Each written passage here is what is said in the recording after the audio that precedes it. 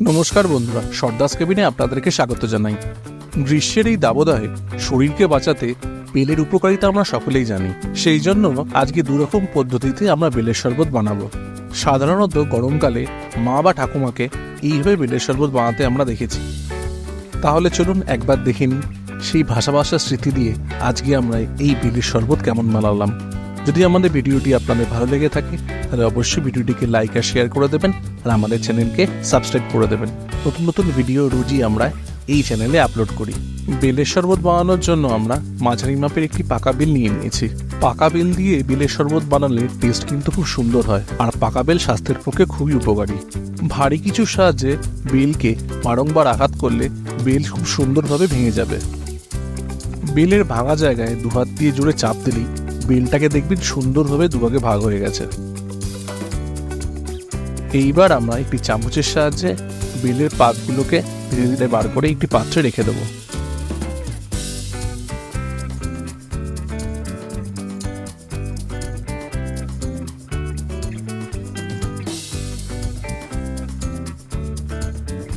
বেলের সম্পূর্ণ শ্বাস বা পাল্প চামচের সাহায্যে আমরা বের করে পাত্রে রেখে দেব।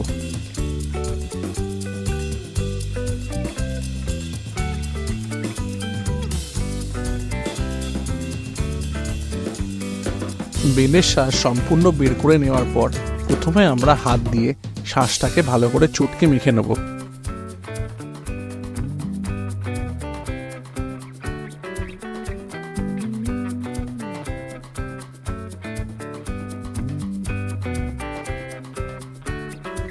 এইবার আমরা অল্প অল্প জল দিয়ে বেলের শ্বাসকে আরো ভালোভাবে মেখে নেব।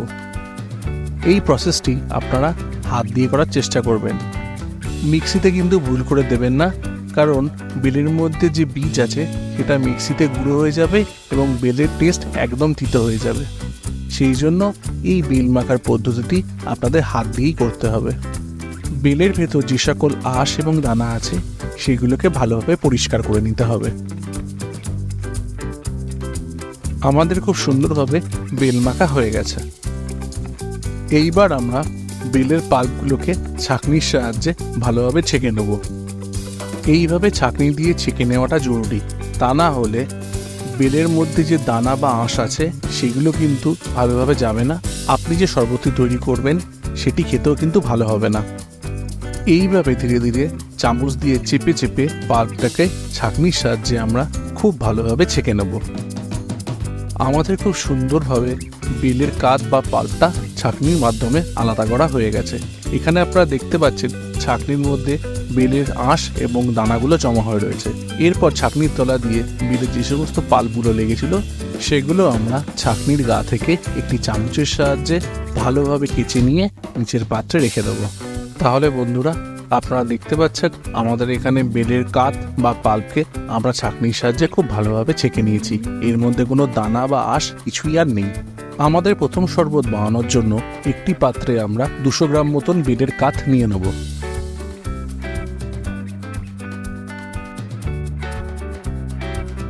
এরপর আমরা দিয়ে দেবো 300 ml এর মতন দুধ। এরপর আমরা দিয়ে দেবো 2 চামচ মতন চিনি। এখন আমরা দিয়ে দেবো 3টে গুড়ের বাতাসা। এইবার আমরা সবকিছুকে ভালোভাবে মিশিয়ে দেব।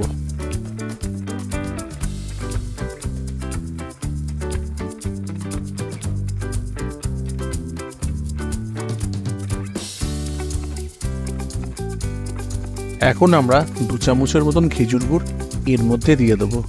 শেষের দিকে খেজুর গুড় দিলে খেজুর গুড়ের যে একটা এসেন্স সেটা শরবতের মধ্যে খুব সুন্দরভাবে পাওয়া যায়।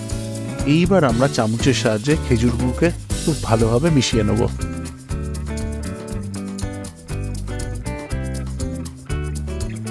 দুধ দিয়ে তৈরি এই বেলের শরবতকে যদি আপনি একটি গ্লাসে 3 থেকে 4 টুকরো বরফ দিয়ে এই গরমের মধ্যে কাউকে খাওয়ান, সে কখনো আর কোল্ড ড্রিঙ্কস ছুঁয়ে দেখবে না।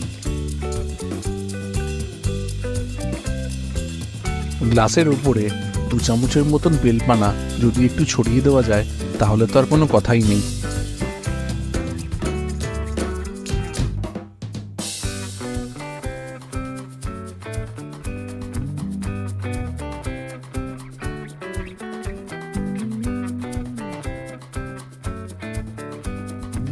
এখন আমরা বেলের শরবতের দ্বিতীয় নম্বর রেসিপিটি দেখে নেব। এই শরবতটি মূলত আমরা দই দিয়ে বানাবো। সেই জন্য আমরা 150 গ্রামের মতন টক দই একটি পাত্রে নিয়ে নেব। এরপর আমরা দিয়ে দেব 2 চামচ চিনি। এখন আমরা টক দইয়ের সাথে চিনিকে খুব ভালোভাবে ফেটিয়ে নেব। টক দই এবং চিনিকে ভালোভাবে ফেটিয়ে নেওয়ার পর আমরা এর মধ্যে দিয়ে দেব আমাদের আগে থেকে তৈরি করে রাখা 200 গ্রাম মতন বেলের কাত। এইবার বেলের কাতকে আমরা টক দই এবং চিনির সাথে ভালোভাবে মিশিয়ে নেব।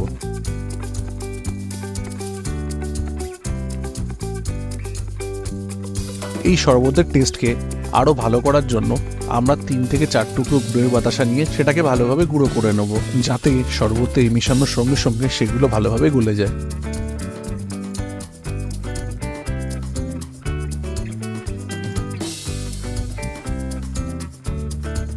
এরপরে আমরা সামান্য পরিমাণে বিট নুন এর মধ্যে দিয়ে দেবো।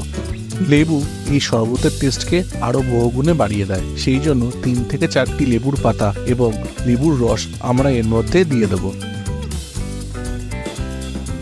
এইবার আমরা বিট নুন এবং লেবুকে খুব ভালোভাবে মিশিয়ে নেব।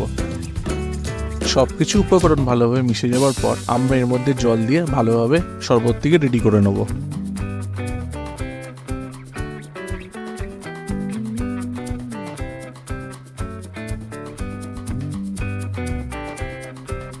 ধরো এই গরমের মধ্যে হাঁসফাঁস করতে করতে বাড়িতে আসার পর ফ্রিজ থেকে এই শরবতটি বার করে একবার খেলে তৃষ্ণাও মিটবে, আর সাথে এটি যথেষ্ট পুষ্টিকর।